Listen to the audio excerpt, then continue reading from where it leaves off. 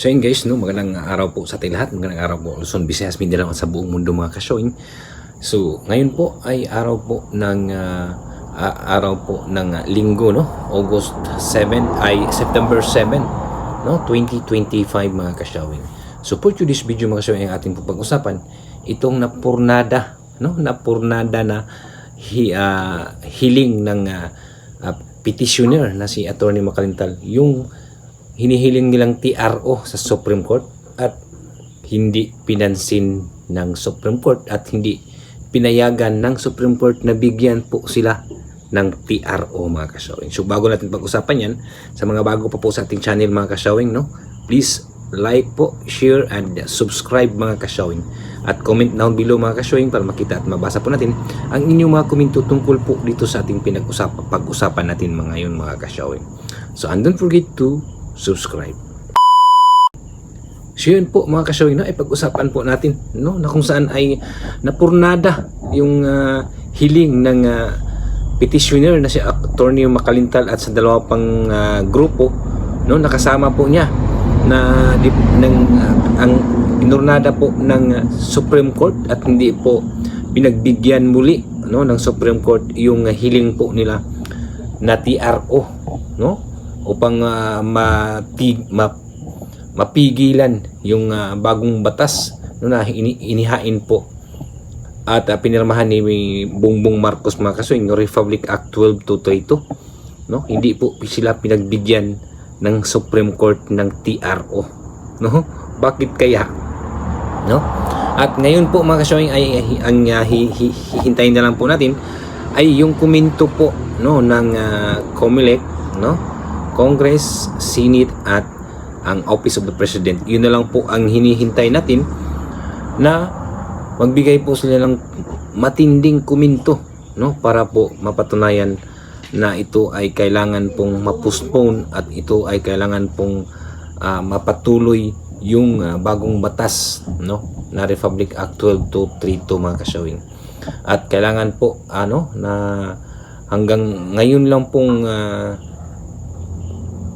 kinsinas, no, ngayon lang pong kalahati nitong buwan na ito, kailangan po ay sumiti na po sila upang madesisyonan na po ng Supreme Court na constitutional yung bagong batas ngayon mga ka-showing, no, dahil napurnada po, no, napurnada po ang hinihinging TRO, no, ng mga petitioner na si Attorney Macalintal at yung dalawa pa pong grupo, no, na maghumingi po ng TRO at hindi po muling pinagbigyan ng Supreme Court yung petitioner mga ka-showing ng TRO. So ibig sabihin, no, ay tuloy na po, no, yung election sa November 2 at talagang madesisyonan na yan ng Supreme Court na constitutional yung bagong batas, no, yung Republic Act 12232, dahil hindi po sila pinagbigyan ng Supreme Court ng TRO. So ayan mga ka-showing, no, talagang 90% na po, no, na talagang walang eleksyon ngayong December mga ka-showing, dahil po ay mukhang pumayag, no, yung Supreme Court sa bagong batas na yan mga ka-showing, no. So, dahil hindi po sila pinagbigyan. So ang hinihintay na lang po yung desisyon po ng Supreme Court, no, ngayong kailangan po magdesisyon ang Supreme Court ngayong kalahati nitong buwan na ito at hindi na po dapat paabutin ng katapusan, no, dahil ang COMELEC po mga ka-showing ay humingi po sila, no, na kailangan po madesisyonan na po ng Supreme Court upang mapabilis, no, at matuloy-tuloy yung kanilang ginagawa, dahil sa hanggang ngayon ay mga ka-showing, no, ay dahan-dahan lang po sila ng imprenta, no, ng mga baluta simula po nung pinirmahan ni PBBM yung bagong batas, no, na Republic Act 12232. Hindi po nila talagang inasikaso ng husto dahil siyempre pinirmahan na po na PBBM yung bagong batas na yon. Pero kung kaya nga ang hinihingi po nilang, humihiling po ang COMELEC na kailangan madesisyonan na po ng Supreme Court na wala pang katapusan upang makapagpahanda pa sila ng husto, upang mapabilis pa nila ang kanilang pag-asikaso, no, sa mga baluta doon sa BSKE kung sakaling matuloy man sa December.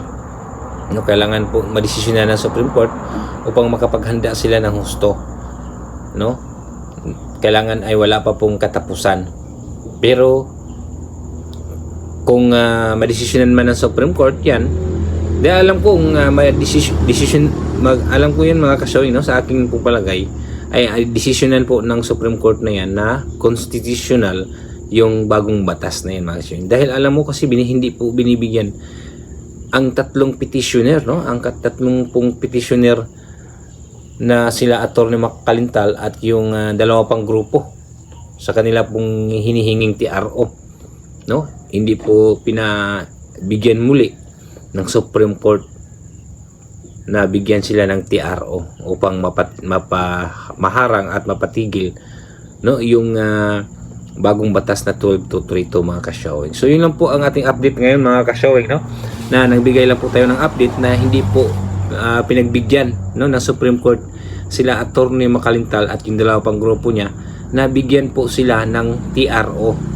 So ibig sabihin ay 90% po, no, 90% na madesisyonan ng Supreme Court na yan na constitutional yung bagong batas, at 90% din po, no, na tuloy yung election sa 2026, no, at tuloy yung bagong batas na Republic Act 12232, dahil mukhang sa tingin natin ay mukhang kakampi na yung Supreme Court po dito po sa bagong batas mga kasyawing. So yun lang po mga kasyawing, no? Magbigay lang din na po tayo ng update po sa inyo sa susunod kung ano po ang desisyon ng Supreme Court, final decision, upang tayo po ay maliwanagan, dahil marami pa pong mga barangay official sa buong Pilipinas, no, na nag-abang po dito kung ano na po ba talaga ang desisyon ng Supreme Court, kung tuloy ba ang December election or tuloy ba yung postponement, no, na 2026 na ang election mga kasoy. So yun lang po mga kasoy, no. Maraming salamat po sa inyong walang sawang pagsuporta sa ating channel. Sa mga hindi pa po nakasubscribe dyan, no, please like po, share at subscribe mga kasoy. So yun lang po mga kasoy, no. Maraming salamat po. Thank you for watching.